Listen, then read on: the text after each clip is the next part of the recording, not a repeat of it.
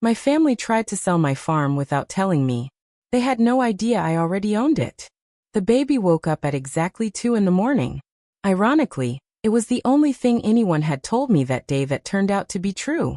Her cry echoed through the dark farmhouse. I carried her into the kitchen and changed her diaper. The rash was angry and red. The kind that comes from being left unchanged too long. I sighed. Then I did what I always do. The thing nurses do automatically. I cleaned her carefully. Applied cream. Wrapped her in a fresh diaper. Then I carried her through the dark house until the crying faded into soft hiccups against my shoulder. The farmhouse was silent. And familiar. Every room carried a memory. The kitchen where Grandma taught me to make biscuits. The hallway where she'd measured our height every birthday. The living room where she'd fallen asleep during old Western movies. Everything looked the same. Except she was gone. I carried the baby onto the back porch. The porch swing was still there. The same old swing. The same chains. The same worn wooden seat. And draped over the railing was Grandma's quilt. Blue and white. Handmade.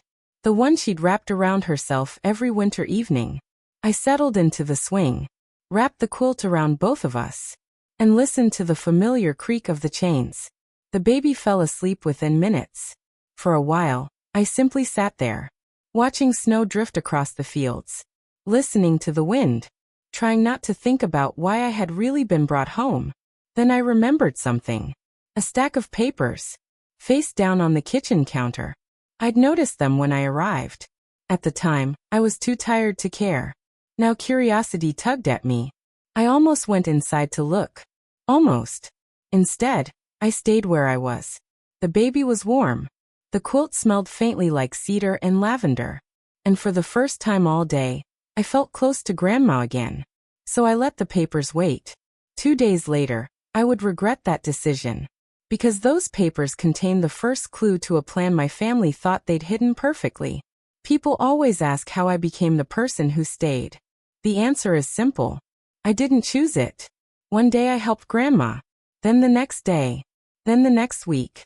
And before I realized it, 3 years had passed. Grandma's health started failing shortly after my father died. Everyone promised to help. Nobody did. Not really. My mother visited often enough to post photographs on Facebook. My brother called during holidays. He'd ask loudly how Grandma was doing. Then disappear again for another few months. I became the one who showed up. Every weekend. Every emergency. Every appointment. I drove. Cooked. Cleaned. Bathed her. Managed medications. Tracked blood pressure readings. Scheduled specialist visits. When she couldn't cut her food anymore, I cut it. When she couldn't climb stairs safely, I carried laundry. When she couldn't sleep, I stayed awake with her. Nobody asked if I was tired.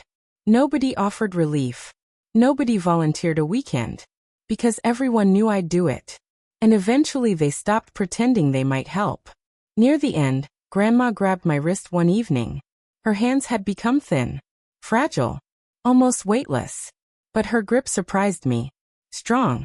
Intentional. "You're the only one who stayed," she whispered. I smiled. Of course I stayed. She squeezed my hand. No. Her eyes held mine. The only one. I didn't know what to say, so I simply nodded. I'll always stay. Grandma relaxed.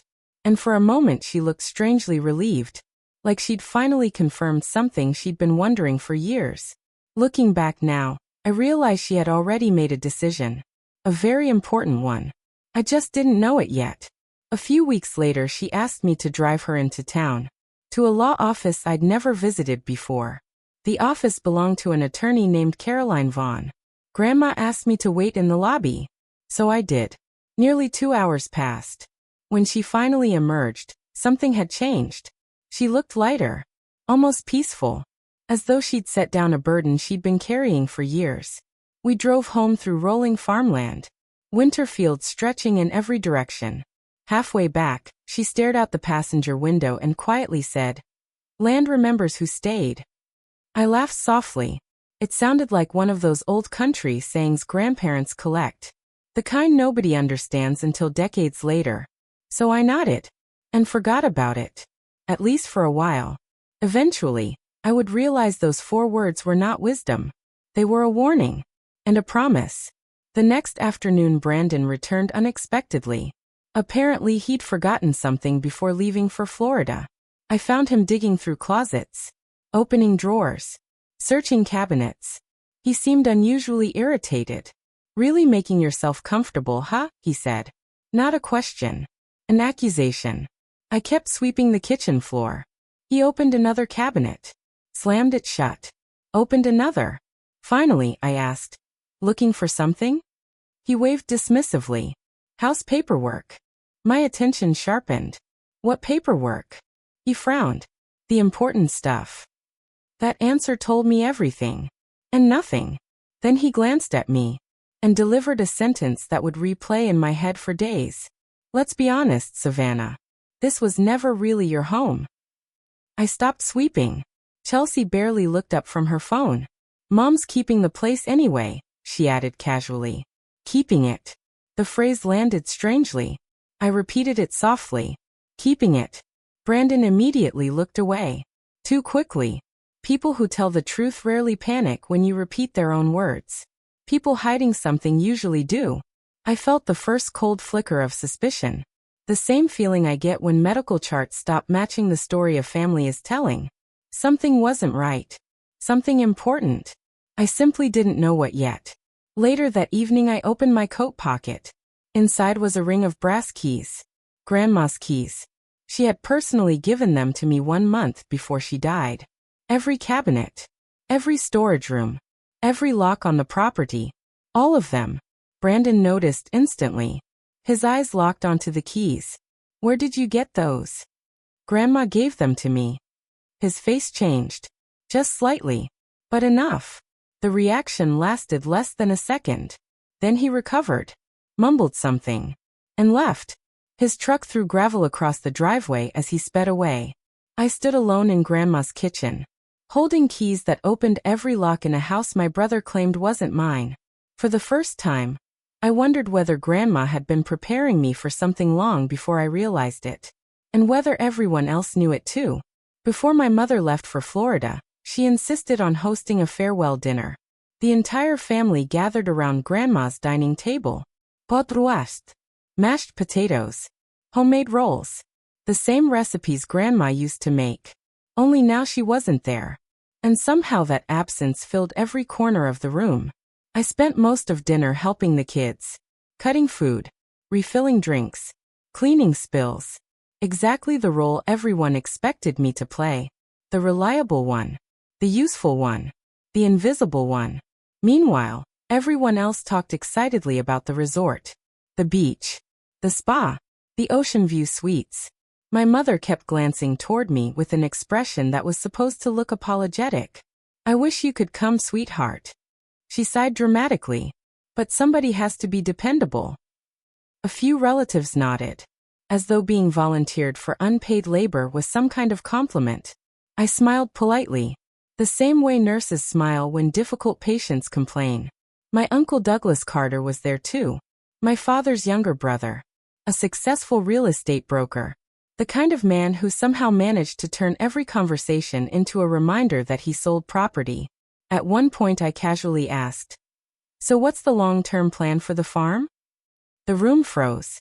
Only for half a second. But I noticed. Half a second is a long time when you've spent years reading people's reactions. My mother exchanged a quick glance with Douglas, then sighed. Theatrically, Grandma wanted us to move on. There it was again. The phrase, "move on." Everyone kept repeating it, as though saying it enough times would make it true. Douglas nodded. "Sentiment doesn't pay property taxes. We have to be practical." Practical. Another interesting word. I took a sip of iced tea. What does practical mean? Douglas opened his mouth. My mother shot him a warning look. Too late. He'd already relaxed. Already assumed I wasn't paying attention. "The buyers want to close in January." Silence. A brief pause. Then Douglas visibly realized what he'd said. The buyers. Not buyer. Not potential buyer. Not maybe. Not if. The buyers. Plural. Definite. Already existing. Already waiting. The room quickly moved on. Someone changed the subject. Someone laughed. Someone asked for more potatoes. But I barely heard any of it. Because one thought had already rooted itself inside my mind. If nobody had decided to sell the farm, why were there buyers?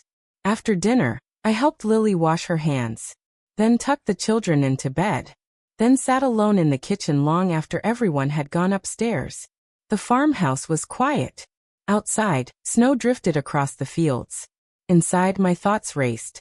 Grandma wanted us to move on. The buyers want to close in January. Mom's keeping the place. The pieces didn't fit. Not yet. But they were getting close. Very close. The next morning, after everyone left for the airport, I called the lawyer. Caroline Vaughn. The woman Grandma had visited months before she died.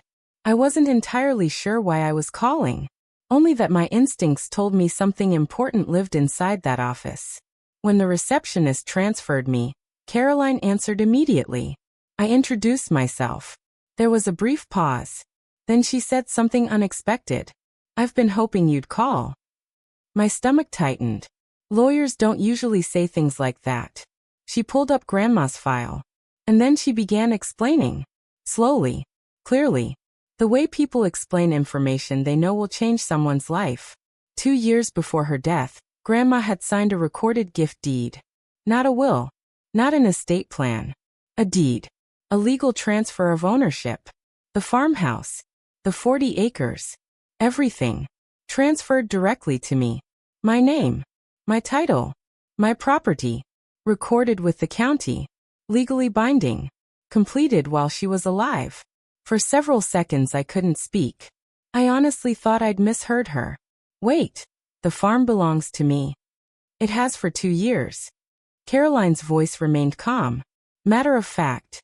As though she delivered life-changing news every day. There is no dispute regarding ownership. The deed was properly recorded. The property isn't part of the estate. It's yours. I stared out the kitchen window. Snow covering the fields. The same fields Grandma had spent decades protecting. The same fields my family seemed strangely eager to sell. Mine. The word felt impossible. Not because I wanted the farm. Because nobody had ever chosen me before. Not really. Certainly not over everyone else. And yet Grandma had. Caroline continued. There was also a letter. A personal letter from your grandmother. And a physician's capacity evaluation completed the same week. She anticipated challenges. That made me laugh. A short, sad laugh. Of course she had. Grandma knew our family. Probably better than any of us. Does my family know? I asked. No. Your grandmother requested confidentiality while she was alive.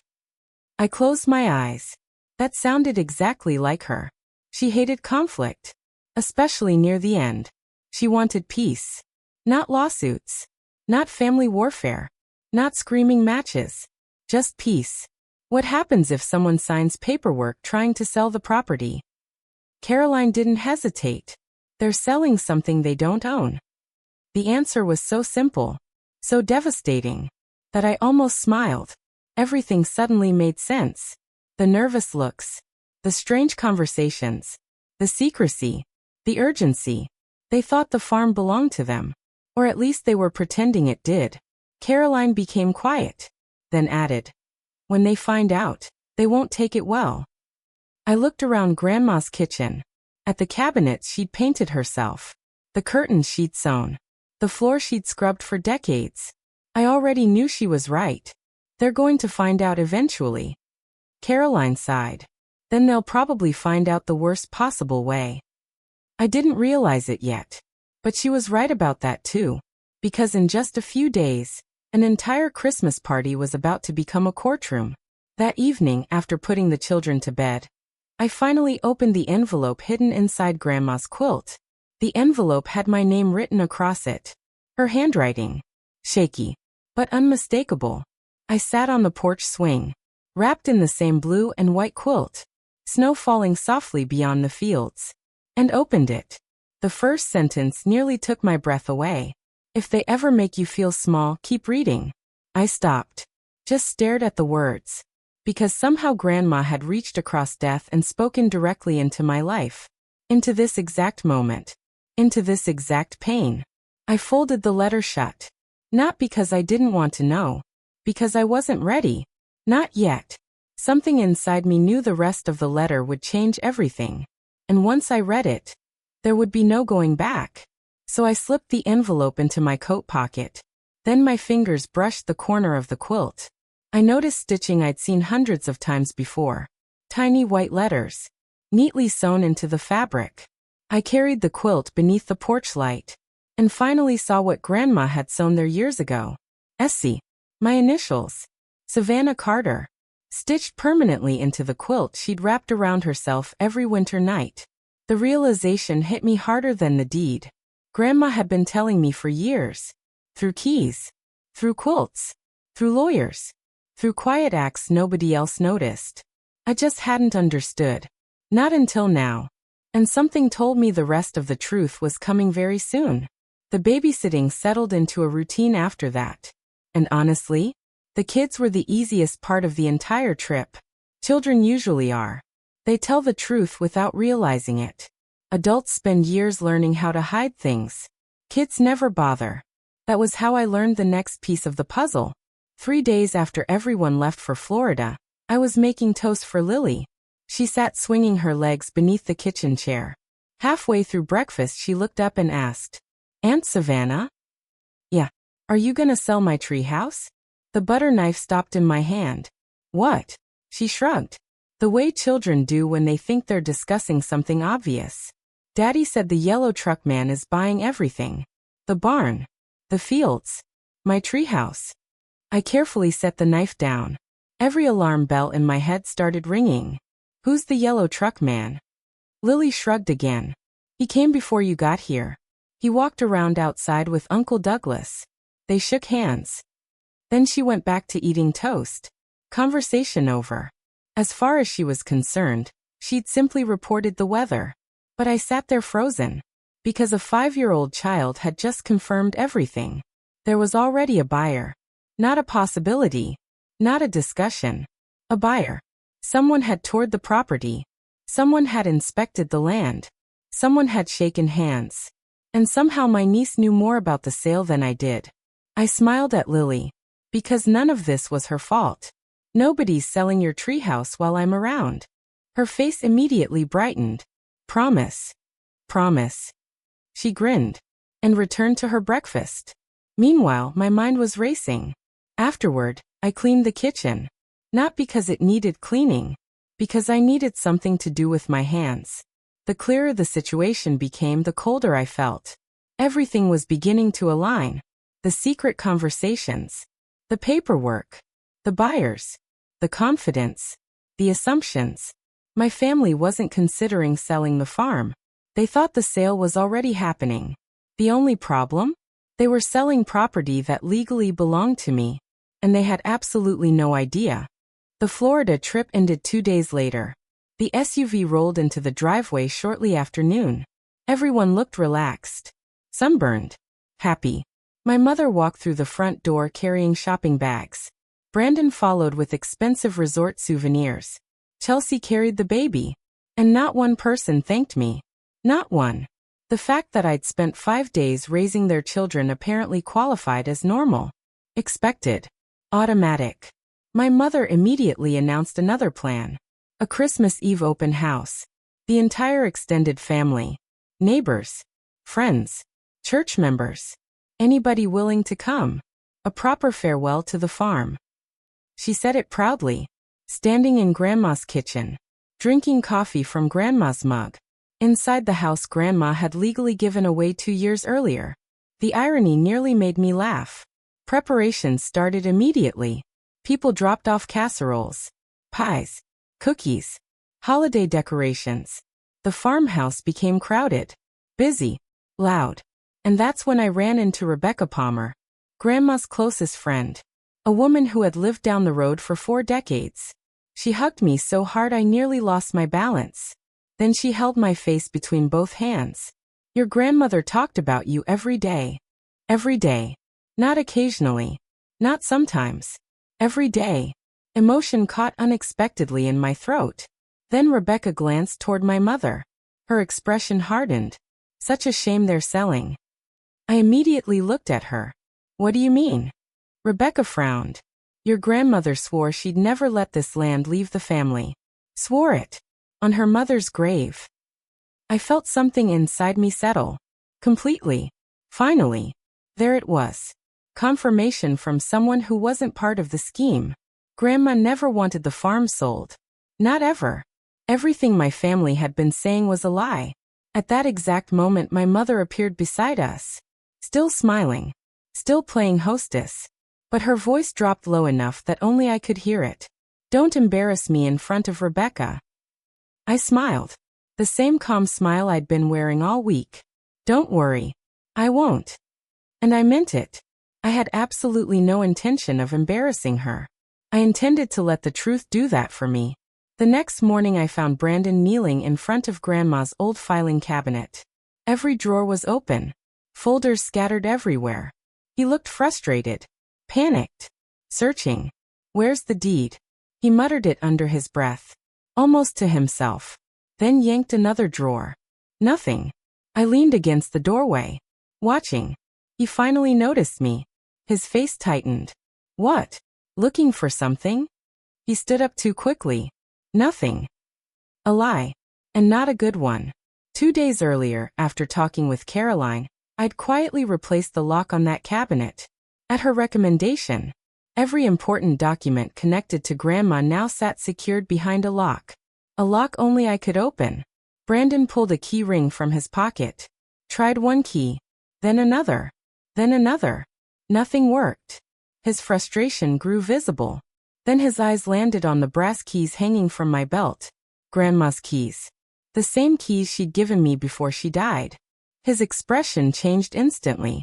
The same expression people make when they suddenly realize they're not in control. Why'd you change the locks? His voice sounded sharper than intended. I took a sip of coffee. Habit. What habit? I lock things I'm responsible for. The answer hit harder than I expected. His face flushed, red creeping up his neck. Because for the first time, Brandon had heard what I'd actually said. Responsible. Not temporary. Not visiting. Not helping. Responsible. A few minutes later he walked into another room and made a phone call. He lowered his voice. But old farmhouses carry sound. Especially secrets. I heard enough. She's asking questions. Pause. I know. Another pause. Just get it done before the party. Then silence. When he returned, he acted as though nothing had happened. Asked whether there was more coffee. Smiled. Made small talk. Pretended everything was normal. But I had already heard enough. The panic was growing. And they still didn't know why. That afternoon I sat alone on the porch swing. Grandma's quilt wrapped around my shoulders. Watching snow drift across 40 acres that legally belonged to me. The keys rested in my coat pocket. The deed sat safely recorded. The letter waited unread. And for the first time since arriving home, I finally understood something. The truth was already winning. The only thing left was deciding when everyone else would learn it. I almost told my mother the truth. I want you to understand that. Despite everything. Despite the lies. Despite the manipulation. Despite the childcare schedule waiting for me before I'd even walked through the door. I still gave her one chance. One final chance. The day before the Christmas Eve party, I found her alone in the kitchen. She was washing dishes. Sunlight reflected off the sink window. The house was quiet. For a moment, it almost felt normal. Almost. Mom. She didn't turn around. We need to talk about the farm. The dish towel stopped moving. Only for a second. Then she continued drying plates. The farm is handled. Just like that. Handled. Case closed. Conversation over. I waited. Giving her room. Giving her an opening. Giving her a chance to tell me the truth. She didn't take it. Instead, she set down the dish towel and slowly turned toward me. And I saw the expression. The one she'd used my entire life. The wounded mother expression. The one that somehow transformed every disagreement into an attack against her. Every time. Without fail. You know. She sighed dramatically. The way you hovered around your grandmother those last few years. My stomach tightened. Here it comes. You stayed there constantly. You controlled her medications. You decided who saw her. You decided when they saw her. She paused. Long enough for the accusation to settle. People noticed. There it was. Not gratitude. Not appreciation. Not recognition. Suspicion. The story they had built while I wasn't around. Not. Savannah cared for Grandma. Not. Savannah sacrificed 3 years of her life. Not. Savannah showed up when nobody else would. Instead, Savannah manipulated an old woman. Savannah isolated her. Savannah had an agenda. Savannah wanted something. For a brief second I considered telling her everything. The deed. The lawyer. The ownership transfer. The recorded documents. All of it. Then I realized something important. If I told her now, she would immediately become the victim. The story would write itself. Poor grieving mother. Manipulative daughter. Greedy granddaughter. She'd spent years preparing that narrative. I wasn't going to hand her the ending. So I simply nodded. Okay. She looked relieved. As if she'd won. As if I'd surrendered. As if she'd successfully shut down the conversation. Then she returned to washing dishes. And I finally understood the math. Truth spoken privately becomes an argument. Truth supported by documents becomes evidence. The kitchen wasn't where this would happen. The dining room was. In front of witnesses. We'll let the paperwork talk. I said it quietly. Almost under my breath. She didn't even notice. That was when I finally decided to examine the stack of papers by the toaster. The same papers I'd ignored since arriving. The same papers that had been sitting face down for days. Waiting. I flipped them over. The very first page made my pulse spike. A real estate purchase agreement. Purchase price, $740,000. I stared. Then read it again. $740,000. The property description matched exactly. The farmhouse. All 40 acres. Every inch. My eyes moved down the page. Seller. Sharon Carter and heirs. Buyer. A development company. Closing date. Second week of January. Everything already arranged. Everything already planned. Everything already moving forward. Then I reached the next page. And that page was worse. Much worse. Because it wasn't business. It was personal. A screenshot. Printed. Stapled behind the contract. A group text conversation. Group name farm plan. Members Mom. Brandon. Uncle Douglas. Not me. Never me. I stood completely still in Grandma's kitchen while reading. Every message. Every discussion. Every calculation. Every plan. They had already divided the money. 3 equal shares. 1/3 for Mom. 1/3 for Brandon. 1/3 for Douglas. As if the property belonged to them. As if Grandma's wishes didn't matter. As if I didn't exist. Then I found the message. The one sentence that I don't think I'll ever forget. A blue text bubble from my mother. Short. Simple. Cruel. Don't tell Savannah until it's finished. Another message followed. She'll get weird about Grandma. I read it 3 times. Then 4. Then 5. Because I wanted to make sure I wasn't imagining it. Get weird about Grandma. That was how they described it. 3 years of caregiving. 3 years of missed weekends. 3 years of medications. Appointments. Hospital visits. Emergency calls. Night shifts. Sacrifice. Love. Loyalty. Get weird about Grandma. For several seconds I couldn't feel anything. Not anger. Not sadness. Nothing. Just clarity. Cold. Sharp. Perfect clarity. Then the nurse in me took over. I grabbed my phone. Photographed every page. Every contract. Every message. Every signature. Every detail. Front and back. Nothing missed. Nothing forgotten. When I finished, I returned everything exactly where I'd found it. Face down. Perfectly aligned. Toaster cord positioned exactly the same. No evidence I'd ever touched them. They still believed their secret was safe. That would be useful later. I walked outside. Crossed the porch. sat on the swing, and called Caroline Vaughn. She answered immediately. I explained everything. The contract, the buyer, the group text, the closing date, the planned division of money, all of it. She listened quietly, then said exactly what I expected. They can't sell property they don't own. I laughed. Not because it was funny, because it was absurd. $740,000. Months of planning, negotiations, contracts, deposits, all built on land they legally couldn't touch. What happens when the title company runs the search? I asked. Caroline didn't hesitate. The search comes back under your name. The sale dies immediately. I looked out across the snowy fields. Grandma's fields. My fields. Still untouched. Still safe. Then Caroline added something else. If the buyer placed earnest money down, they'll want it back. And they won't be happy. What about Douglas? Silence. Then, a licensed real estate agent marketing property he doesn't own? Another pause. That could become a serious problem. I thought about Uncle Douglas. His confidence.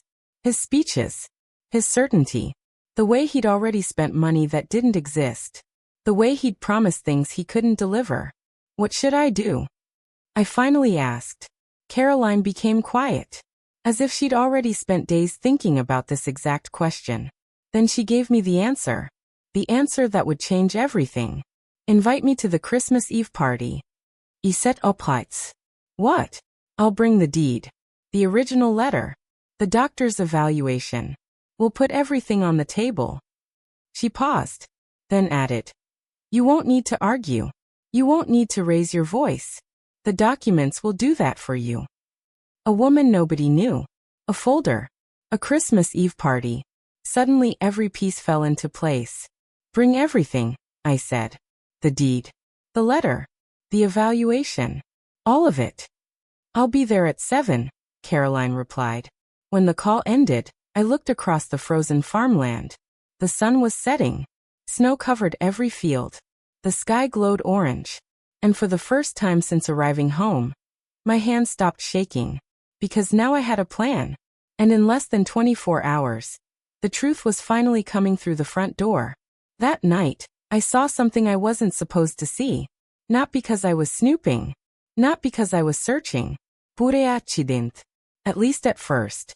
I was putting away clean laundry in the guest room. The same room my mother had claimed while visiting the farmhouse. A stack of papers sat open on the dresser. The top page caught my attention immediately. Large bold letters. Impossible to miss. Foreclosure notice. I froze. For a moment, I simply stared. Then my eyes moved down the page. The notice was addressed to my mother. Past due payments. Missed deadlines. Legal warnings. Final notices. The kind of paperwork people only receive when they're already running out of options. Underneath were loan documents. Credit statements. Financial records. Most connected to Brandon. His failed landscaping company. Equipment loans. Business debt.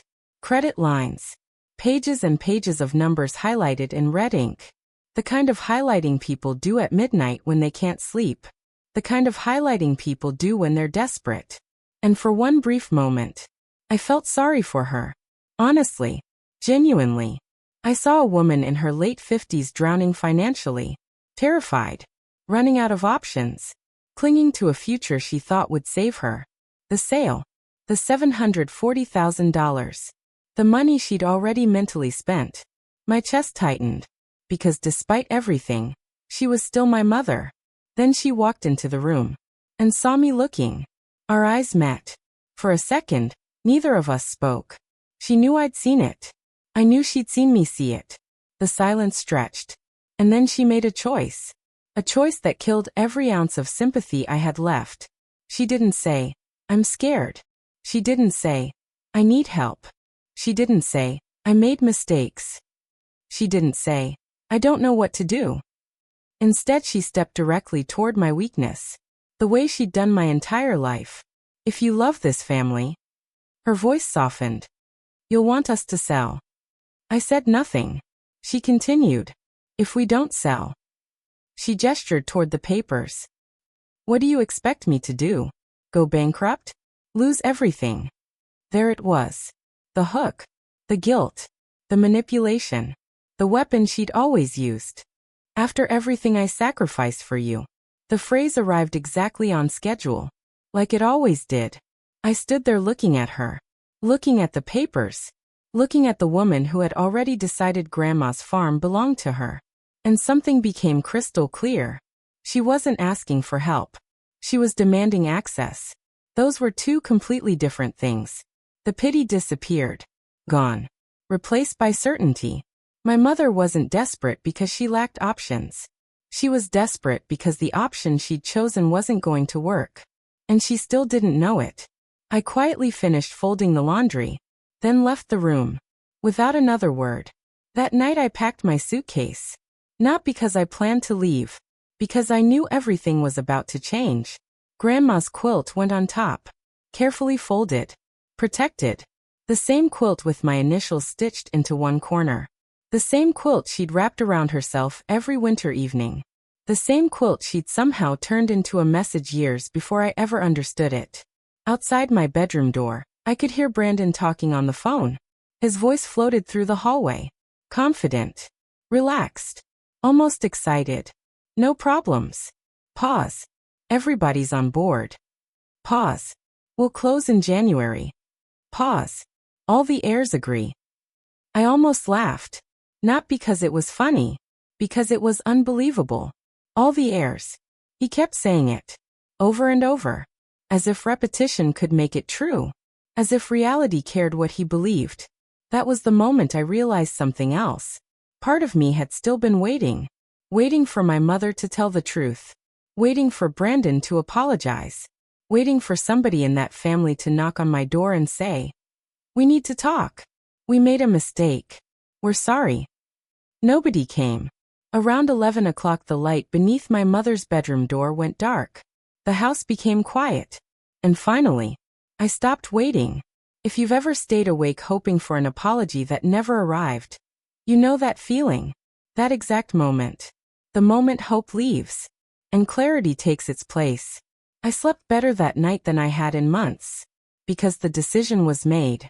The waiting was over. The truth already existed. All that remained was introducing it. The next day passed surprisingly peacefully. I spent most of it with the kids. Because none of this was their fault. Never had been. We built a blanket fort in the living room. Made Christmas cookies. Watched holiday movies. Read storybooks. Lily insisted I do different voices for every character. I did.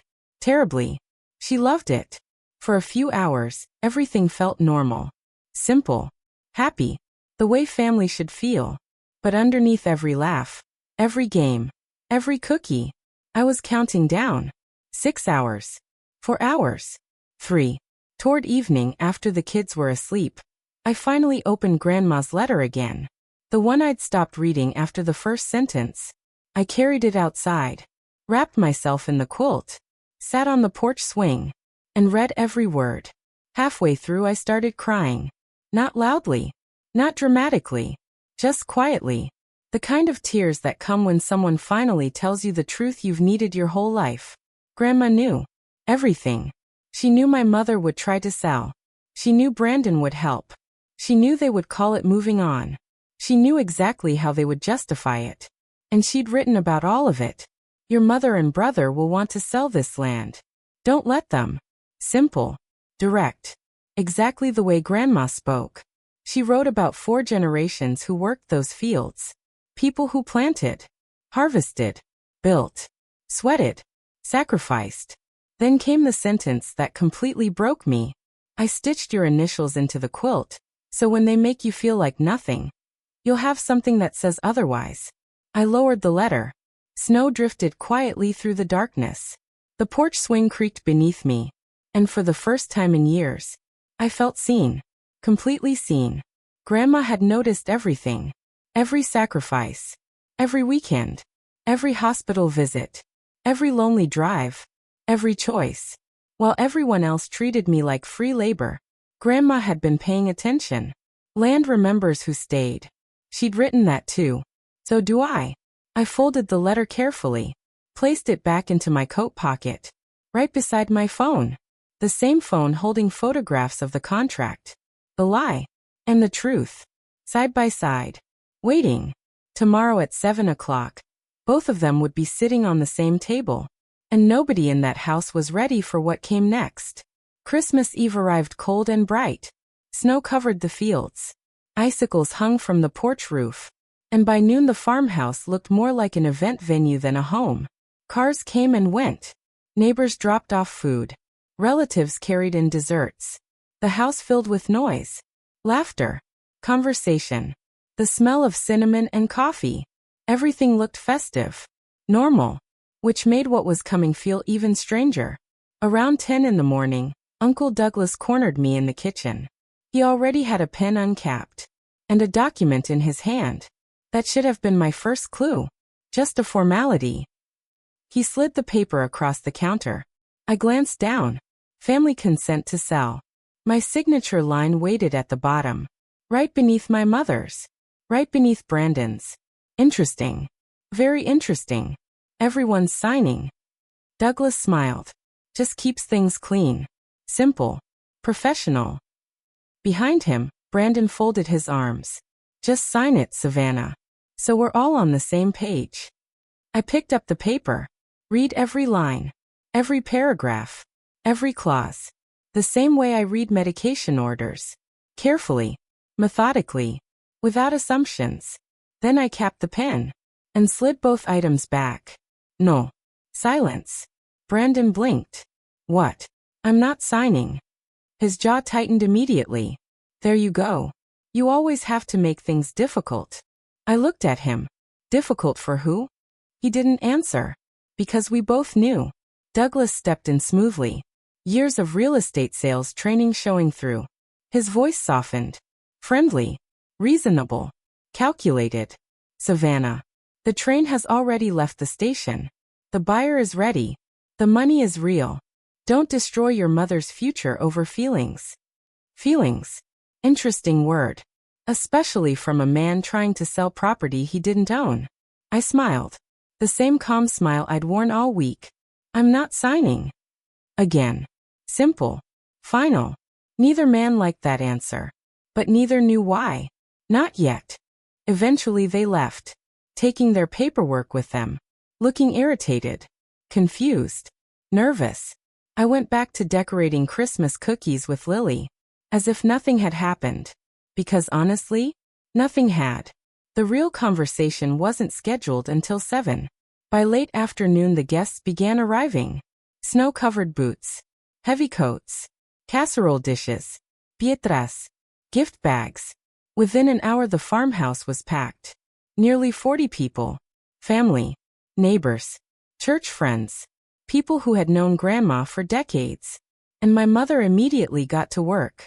Not cooking. Not hosting. Not decorating. Narrating. Moving from group to group. Planting stories. Building a version of events. The same thing she'd done my entire life. I watched her lean toward a cousin. Heard fragments. Savannah's been difficult since Mom passed. Another cluster. Another whisper. She's gotten strange about the inheritance. A sympathetic nod from someone. A concerned expression from someone else. My mother understood something important. If you tell your version first, people often stop listening to anyone else's. She was preparing the room. Preparing witnesses. Preparing sympathy. Preparing her defense. Honestly, it was smart. If Caroline hadn't been coming. But Caroline was coming. And facts tend to survive gossip. Rebecca Palmer stood beside me near the dessert table. Listening. Watching. Observing everything.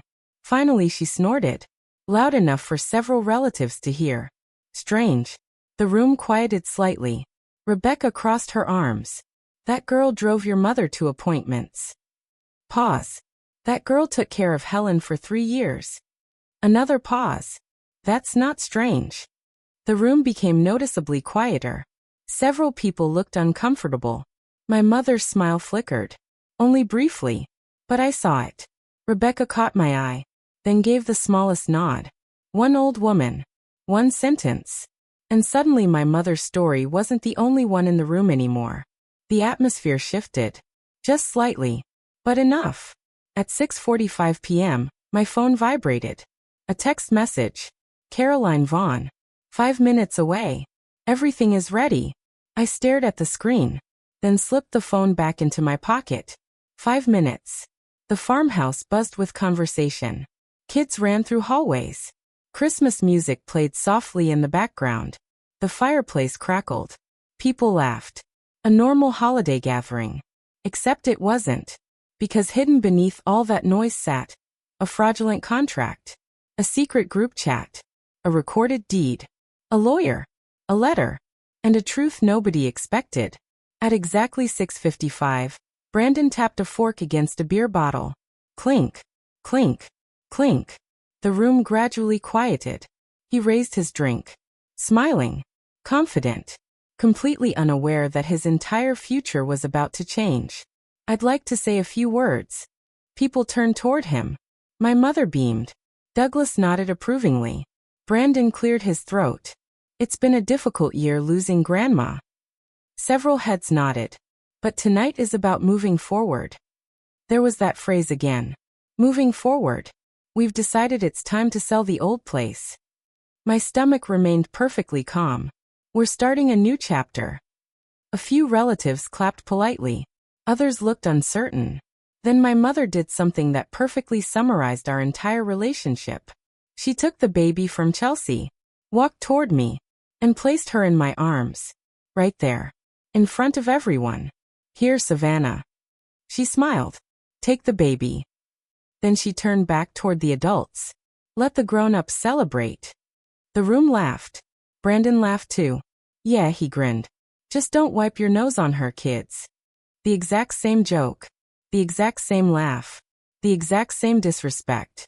Full circle. My family toasting the sale of my land, while treating me like hired help. I looked down at the baby, then at Chelsea, and gently handed her daughter back. Hold your daughter. Chelsea blinked. Confused. The room went quiet. Not silent. Just quieter. Something felt different suddenly. My mother sensed it too. Her smile tightened. I stepped forward, toward the dining table, toward the center of the room, and spoke in the same calm voice I use when delivering difficult news to families in a hospital. Before anyone celebrates. Pause. There's a document everyone here should see.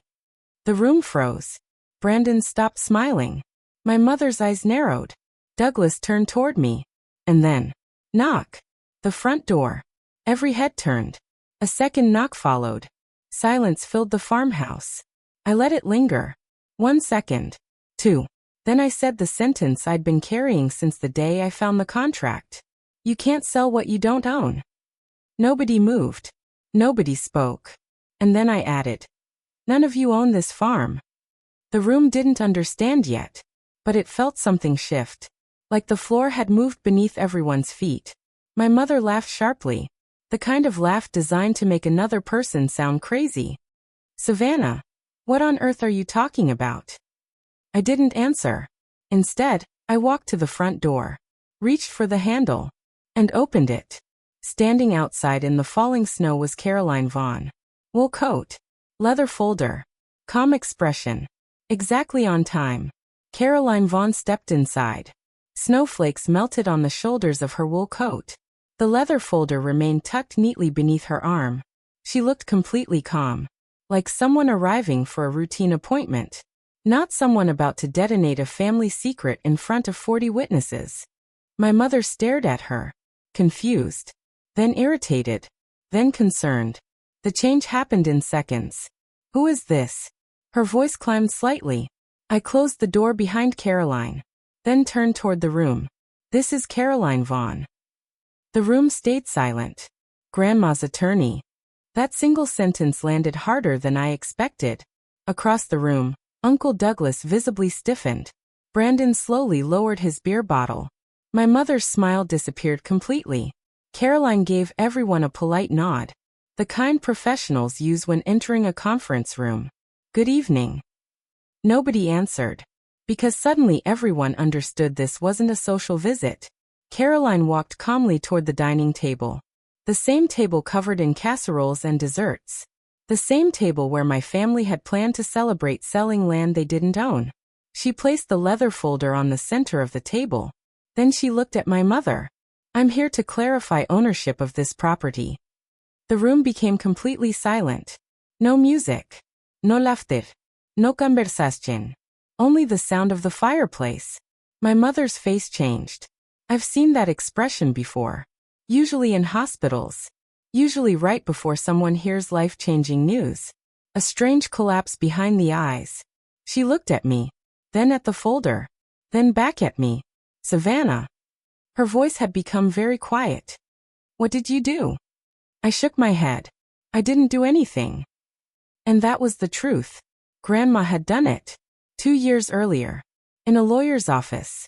While everyone else was busy making plans for a future they assumed belonged to them. Caroline opened the folder. Then she removed 3 documents, one by one, and placed them side by side on the table. The first document was the deed. Stamped. Recorded. Official. County seal visible in the corner.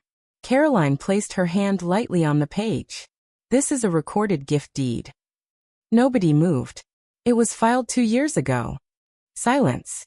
"It transferred ownership of this farmhouse and all 40 acres to Savannah Carter." A collective intake of breath swept through the room. My mother blinked. Once. Twice. As though she hadn't heard correctly. The second document appeared. Grandma's letter. The original. Still carrying her signature. Still carrying her instructions. Still carrying the truth. The third document followed. A physician's evaluation. Signed the same week as the deed. Verifying Grandma had been fully competent. Fully aware. Fully capable of making her own decisions. Caroline looked around the room. All 3 documents support the same conclusion. She paused. The property belongs solely to Savannah Carter. Across the room, Uncle Douglas grabbed the edge of the table. His face had gone pale. "That can't be right." Caroline didn't even look up. "It is recorded with the county." She tapped the document. "The recording number is listed here. The title transfer was completed legally. The property is not part of the estate. It has not been part of the estate for 2 years." Silence. Then another voice entered. Rebecca Palmer. She stepped forward. I was there. Every head turned toward her. Rebecca folded her arms. "I drove Helen to that appointment myself." Another pause. She knew exactly what she was doing. The room became even quieter. Because now there wasn't just paperwork. There was a witness. And not just any witness. Grandma's closest friend. Someone everyone trusted. Someone impossible to dismiss. Uncle Douglas picked up the deed. His eyes moved across the page. I watched the color drain from his face. Slowly. Painfully. Because for the first time he understood. There would be no sale. No commission. No $740,000. Nothing. The entire plan had already failed. They just hadn't known it yet. For several seconds nobody spoke. The room felt frozen. Not quiet. Frozen. The kind of silence that happens when reality arrives before people are ready for it. Then Uncle Douglas finally found his voice. "This destroys the sale." He wasn't talking to me. He wasn't talking to my mother.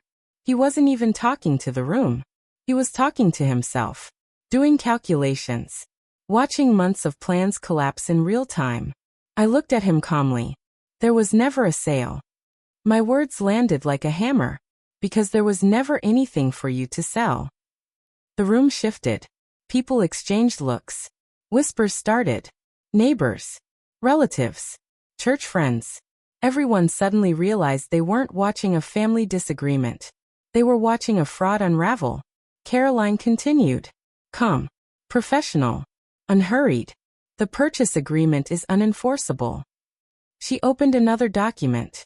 The individuals who signed the agreement do not hold legal title. My mother's face had gone completely white. Brandon looked like he wanted to interrupt. But he couldn't find a place to start. Because every sentence Caroline spoke came attached to paperwork. And paperwork doesn't care about feelings. It doesn't matter how many signatures appear on a purchase agreement. Caroline continued. If none of those signatures belong to the owner? A neighbor near the fireplace muttered. Oh my God. Someone else whispered. They already had a buyer. The room was waking up. And once people wake up, they start asking questions. Questions my family didn't want answered. I reached for Grandma's letter. The original. The one she had written herself. The one my mother claimed didn't exist. I unfolded it carefully. Then I read a single passage aloud. Not loudly. Just clearly. I will not allow this land to become money for people who never worked it. Silence. I continued. I am giving this farm to the person who stayed. My voice almost cracked. But I kept going. The person who cared for me when nobody else would. Across the room, several relatives lowered their eyes. Because everyone knew. They all knew. Who drove Grandma to appointments. Who spent weekends there. Who handled medications. Who answered midnight phone calls. Everyone knew. Nobody had said it before. But they knew. I folded the letter. And placed it back on the table. The truth no longer belonged only to me. Now the entire room had heard it. Brandon exploded first. Exactly the way I expected. She manipulated Grandma. His voice cracked with panic. She got inside her head. He pointed directly at me. She convinced her to sign everything over. Several people flinched. Not because of what he said. Because of how desperate he sounded. Caroline answered before I could. No. One word. Simple. Final. Then she lifted the physician's evaluation. This was completed independently. She set it down. The doctor confirmed Helen Carter was fully competent. Another document. Another fact. Another door closing. Brandon opened his mouth. Then closed it again.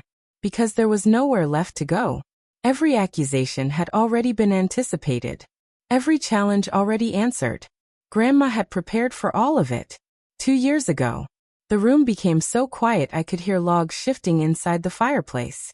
Then I heard my mother. Very softly. No. Nobody responded. She stared at the deed. At my name. At the county seal. At the reality she'd spent years ignoring. No. Almost whispering. No. Like repetition could change facts. Like denial could erase ink. Like grief could rewrite ownership records. It couldn't. I watched her carefully. Waiting. Giving her every opportunity. Every opening. Every chance to tell the truth. Instead she looked up at me. And I saw something I'd never seen before. Fear. Real fear. Not performance. Not manipulation. Not theater. Fear. Because for the first time in her life, the story wasn't working. Nobody was rushing to comfort her. Nobody was defending her. Nobody was attacking me. The room had chosen. Not because of emotion. Because of evidence. And evidence is very difficult to argue with. Especially when 40 people are watching. Then my mother finally spoke. You stole this from me. The room immediately reacted. Not the way she expected. Several people actually frowned. Because the statement made no sense. Even she seemed to realize it halfway through. But she kept going.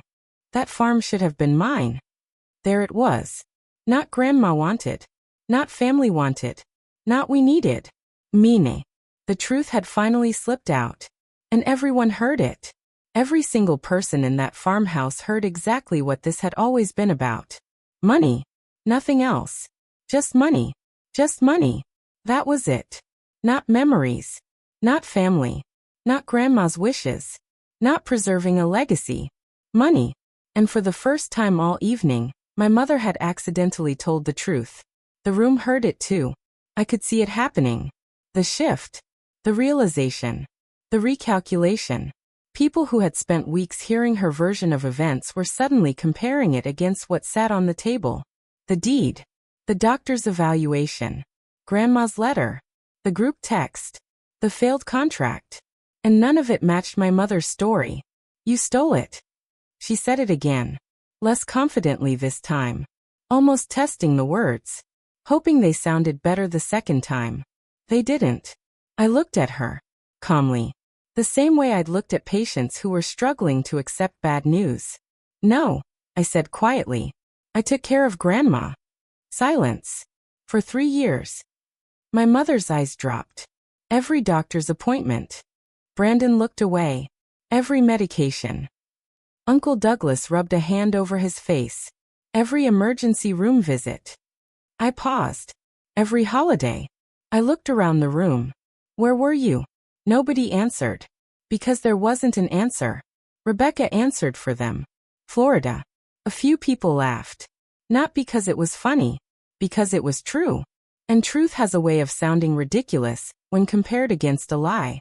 My mother spun toward Rebecca. You stay out of this. Rebecca folded her arms. Helen asked me not to. That shut the room down again. Because now Grandma was present in the conversation. Not physically, but through people she'd trusted. Through witnesses. Through documents. Through choices she'd made herself. The dead were speaking. And the living didn't like what they were hearing. Brandon tried one final angle. You turned everybody against us. I almost smiled. No. I pointed toward the table. Grandma did this. My hand moved from the deed to the letter to the doctor's evaluation. 2 years ago. Caroline nodded. Legally speaking, that's correct. Brandon's face twisted. His anger was beginning to crack.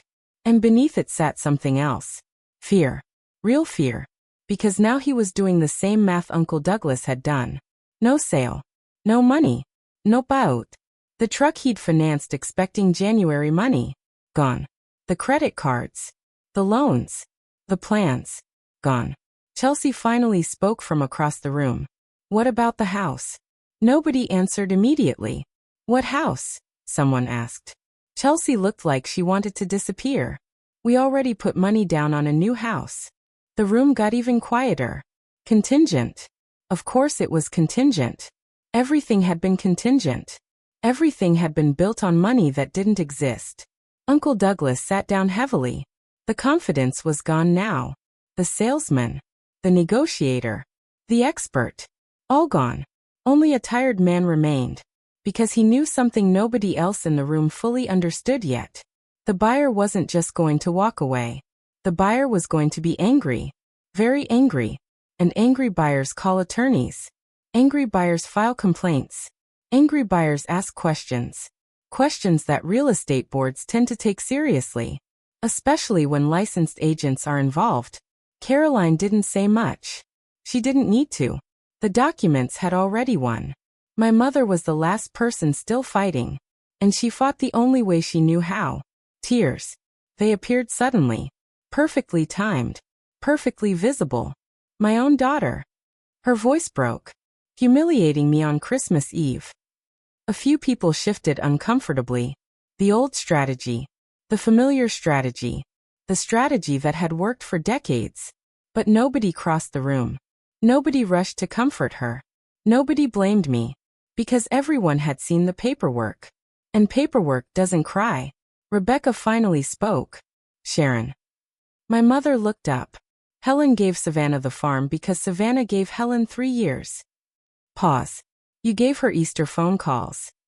The words hit harder than anything I had said all night. Because they came from someone who had watched everything. Someone who knew.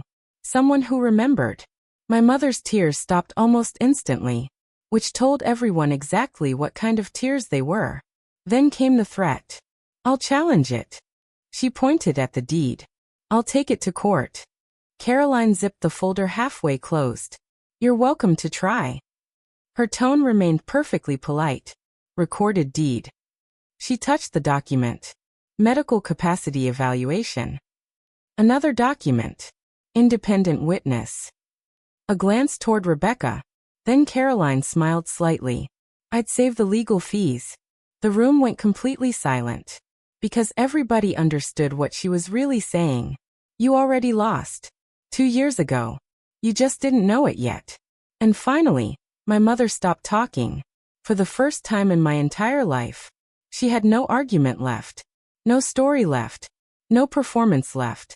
Only consequences. When the room finally became quiet again, I looked around at everyone. Relatives.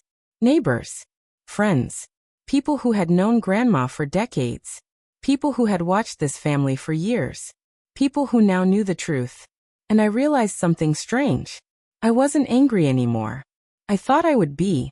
I thought there would be satisfaction, victory, revenge, something dramatic. Instead, I felt calm. The kind of calm that comes after a diagnosis is finally confirmed. The waiting was over. The uncertainty was over. The truth had arrived. So I told everyone what would happen next. And I never raised my voice. Not once. The farm stays in the family, I said. A few people nodded. The way Grandma wanted. More nods. Then I looked directly at my mother. But it stays with the person who isn't selling it. Silence. I've already spoken with a young farmer nearby. Several neighbors exchanged surprised looks. He'll lease the tillable acreage. I paused. The land keeps working. The farm keeps earning. And nobody turns it into a subdivision. A few people smiled. Especially the older neighbors. Because they understood. They remembered when the land mattered more than the money. Then I turned back toward my mother. And gave her a choice. A real choice. Not because she deserved it. Because Grandma would have wanted it. You can stay here. The room immediately looked surprised. My mother blinked. I continued. Month-to-month lease. Fair market rent. In writing. You'll sign it. I'll sign it. No confusión. No assumptions. No secrets.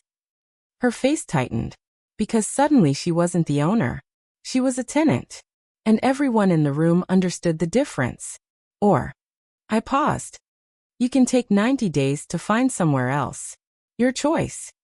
The room remained silent. Then I added the part that mattered most. The free labor ends tonight. My mother's eyes widened. So does the lying. Silence. And I'm done paying for love with my entire life. Nobody argued. Because there wasn't anything left to argue. The deed existed. The letter existed. The witnesses existed. The truth existed. Everything else was noise. Then I looked toward Brandon. And the babysitting ends too. A few people laughed. Not cruelly. Just honestly. Because everyone remembered how I'd arrived. Suitcase in one hand. Baby in the other. While the rest of the family left for a beach vacation. Brandon opened his mouth. Then closed it. Because there was nothing left to say. For the first time in his life. Being loud couldn't fix the problem. The room slowly began to break apart. People grabbed coats. Collected casserole dishes. Said quiet goodbyes. But something had changed. Many of them stopped beside me before leaving. A hand squeeze. A hug. A quiet. Your grandmother would be proud. Or, you did right. Or simply, we know. And somehow those two words meant the most. We know. Because for years I had carried everything quietly.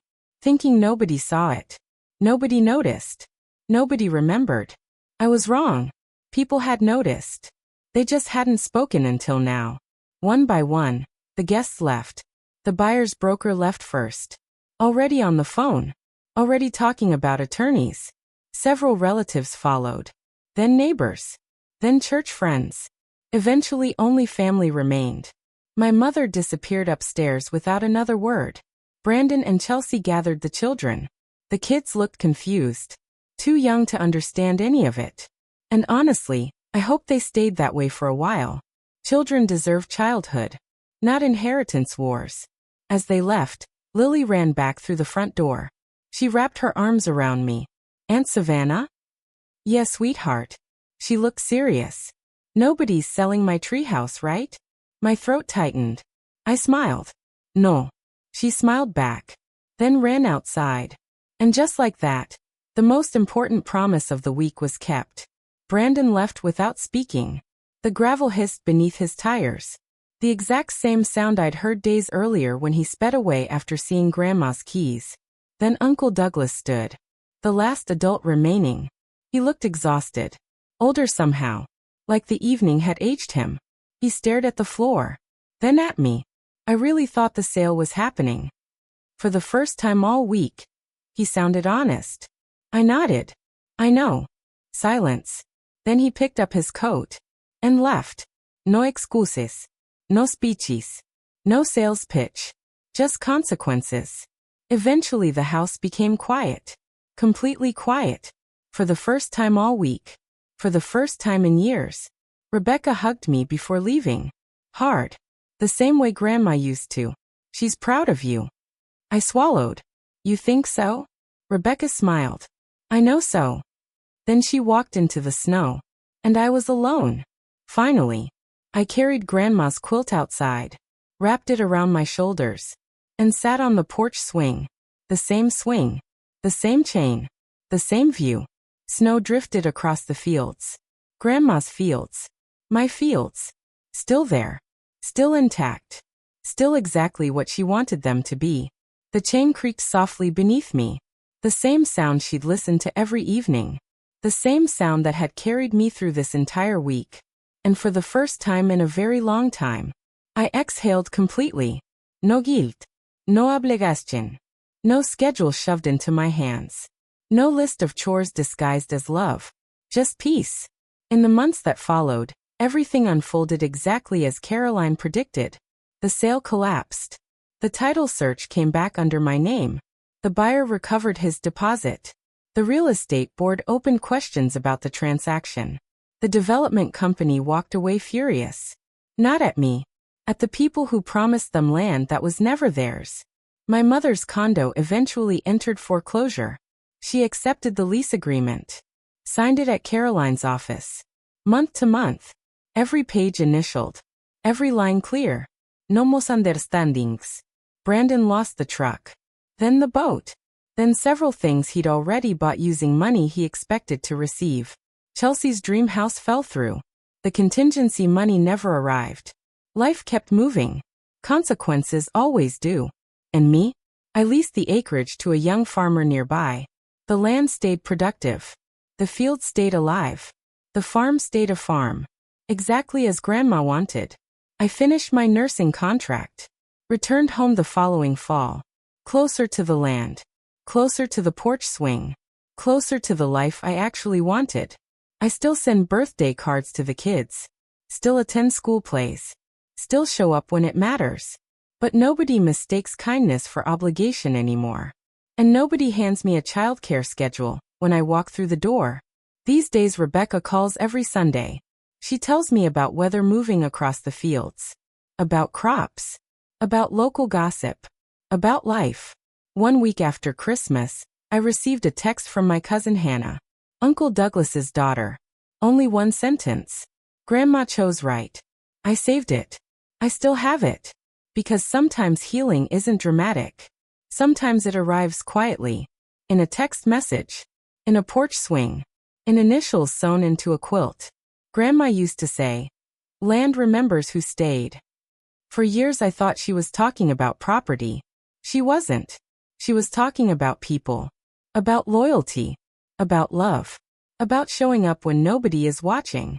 I used to believe being a good daughter meant saying yes to everything. Carrying everyone. Fixing every problem. Accepting every burden. Now I know better. Being good doesn't require being used. Love doesn't require self-erasure. And boundaries are not betrayal. Grandma knew that long before I did. That's why she wrote it down.